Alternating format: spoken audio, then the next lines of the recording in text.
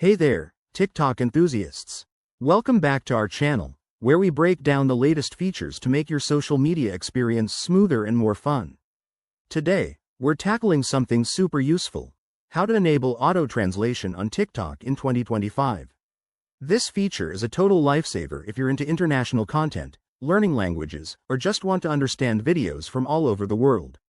Let's dive right in. First off, why bother with auto-translation?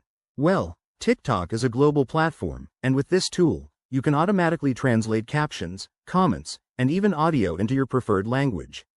It's perfect for 2025's interconnected world, helping you connect with creators from different cultures without missing a beat.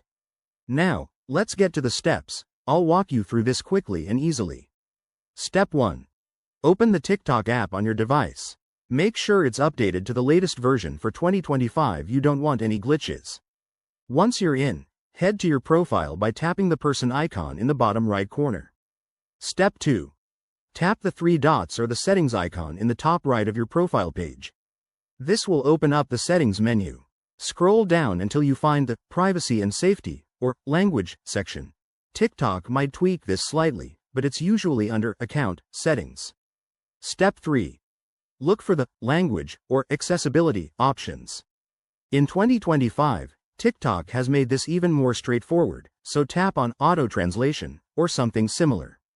If it's not there, check under Content Preferences. Step 4. Toggle the switch to enable auto translation. You'll probably see options to select your primary language and choose which languages to translate from. Save your changes, and you're good to go.